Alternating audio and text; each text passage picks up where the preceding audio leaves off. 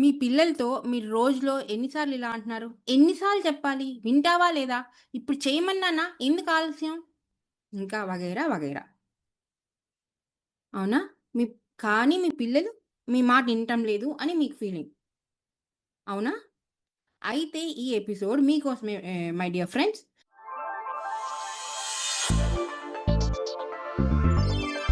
అందరికీ నమస్కారం. నేను మీ సుహాస్‌ని. పేరెంట్స్‌లో ఒక చిన్న మాట పాడ్‌కాస్ట్ సీరీస్‌లో ఈరోజు మీతో ఇంకో చిన్న మాట గురించి మాట్లాడదాము. ఒక కామన్ స్ట్రగుల్ గురించి మాట్లాడదాము అని వచ్చేసాను. నా పిల్లలు నా మాట వినటం లేదు. ఈ సెంటెన్సు మనం గమనిస్తే ప్రతి ఇంట్లో, ప్రతి ఏజ్ పిల్లల దగ్గర ఇనిపిస్తుంది. అది చిన్న పిల్లలవ్వని, టీనేజ్ పిల్లలవ్వని, ప్రీ టీన్స్ అవ్వని, పెద్ద పిల్లలవ్వని, పెళ్ళయ్యి భార్య వచ్చిన కొడుకు గాని, కూతురు గాని, ఎవరైనా గాని. కానీ ఒక చిన్న ట్విస్ట్ చెప్పనా?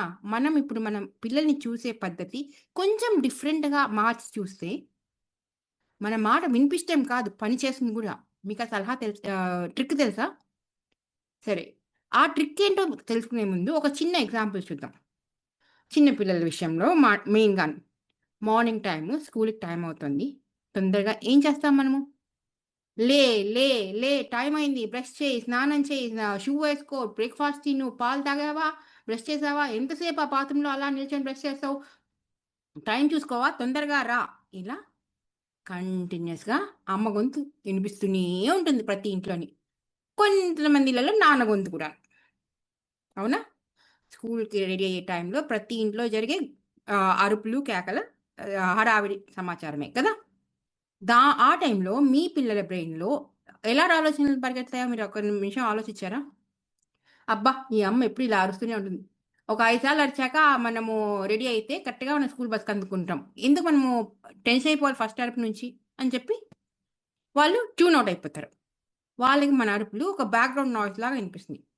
అందుకని 10 కమాండ్‌లు 10 సార్లు అరిచే బదులు, ప్రతి అర సెకండ్‌కి, ప్రతి 5 సెకండ్‌లకి అరిచే బదులు, ఒకే ఒకసారి చెప్పండి. నాన్న ఇప్పుడు నువ్వు బాత్రూమ్‌లోకెళ్ళి బ్రష్ చేసుకొని 5 మినిట్స్‌లో బయటికి రావాలి. నేను అలారం బెల్ కొడతాను. ఆ లోపల బయటికి రాకపోతే నీకు బస్సుకి లేట్ అయిపోద్ది. ఇలాగా మీరు మీ షెడ్యూల్‌ని మార్నింగ్ ఉండే 1 అవర్ బిజీని చిన్న చిన్న ఇంటర్వెల్స్ లాగా చేసి మీ పిల్లలకి అలవాటు చేశారనుకోండి. వాళ్ళకి టైమ్ మేనేజ్‌మెంట్ రావడంతో పాటు మీ మాటలు విని మీకు కోఆపరేట్ చేసే ఇది గూడా వస్తుంది కదా! శక్తి లేదంటే సహనం వస్తుంది. పేషెన్స్ వస్తుంది. కరెక్టే. మనందరం చాలా బిజీగా ఉంటాం. తెల్లవారు లేచినప్పటి నుంచి రాత్రి పడుకునేంత వరకు. పిల్లవాడు స్కూలుకి పరిగెత్తాడు. స్కూలులో పాఠాలు విని, విని, విని బోర్ అయిపోయి మళ్ళీ బస్సెక్కి మళ్ళీ ఇంటికొస్తాడు.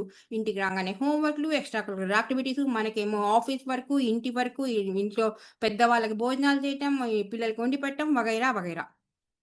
ఈ హడావిడిలో పిల్లలు ఇంట్లోకి రాంగానే లేదు ఒకవేళ మీరు బస్ దగ్గరికెళ్లి పికప్ చేసుకున్నప్పుడు, మీరు మీ పిల్లోడిని చూసి అడిగే మొదటి మాట ఏంటి? ఆలోచించండి. ఎగ్జామ్ ఎలా రాసావు? క్వెషన్ పేపర్ ఈజీగా ఉందా? ఇంత లేటు? మీ బట్టలు మురికైపోయాయి? ఆ షూస్ చూడు ఎంత నల్లగా అయిపోయాయో? మీరు నిజంగా మీ పిల్లోడికి కనెక్ట్ అవుతున్నారా?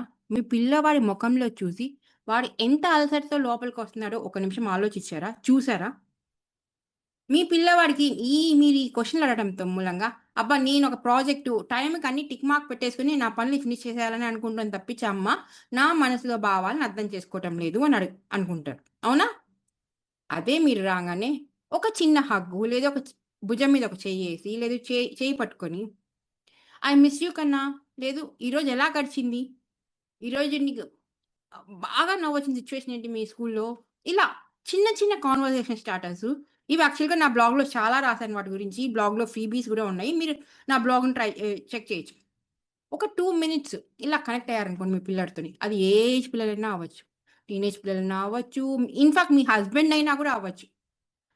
పెద్ద పిల్లలైతే ఒక గ్లాస్ మంచినీళ్ళిచ్చి, చల్లటి వాటరు లేదా వాళ్ళకిష్టమైన డ్రింకో ఇచ్చి, కూర్చోమని ఫ్యానేసి, ఒక 2 నిమిషాలు వాళ్ళ ఫేస్ చూసి, "ఎలా జరిగింది నీ రోజు?" అని అడిగారనుకోండి. వాళ్ళు అమ్మ నా కోసం ఎదురు చూసింది. లేదా డ్యాడీ నా కోసం ఎదురు చూసారు.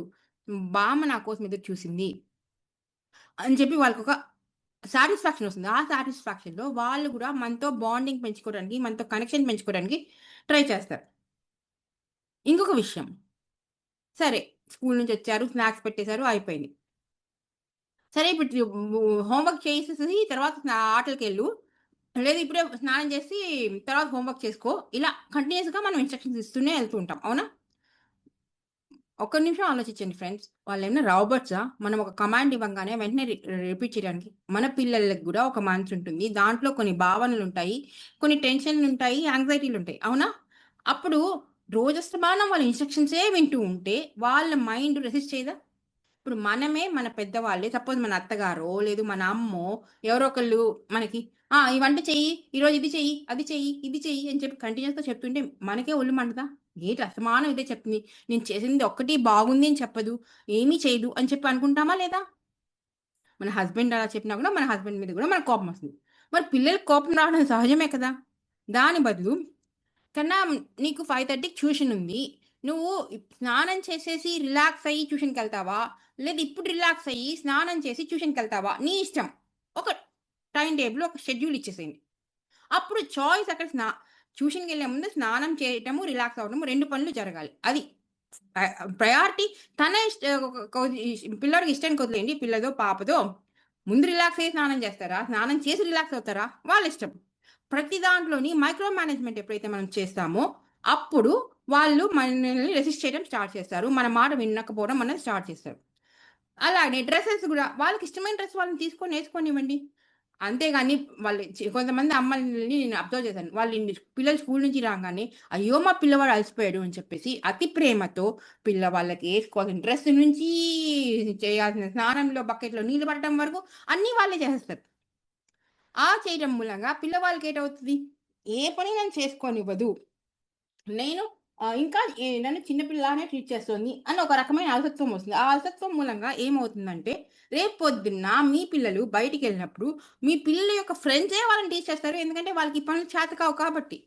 కాబట్టి వాళ్ళని ముందు మీరు జీవిత కాలానికి సరిపడేటట్టు మీరు తయారు చేయాలి. మీ అతి ప్రేమతోని వాళ్ళని చెడగొట్టకూడదు. అవునా? కొన్ని సార్లు మనం అలసిపోయి ఉంటాం. మనము వర్క్ చేస్తున్నాం. మనము మనుషులమే. మనకి సహనాలు తక్కువుంటాయి. కాదు అని నేను చెప్పడం లేదు.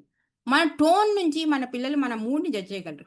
టైర్డ్‌గా ఉన్నామా? స్ట్రెస్‌లో ఉన్నామా? మన ఫేస్‌ని బట్టి గూడా వాళ్ళు జడ్జ్ చేయగలరు.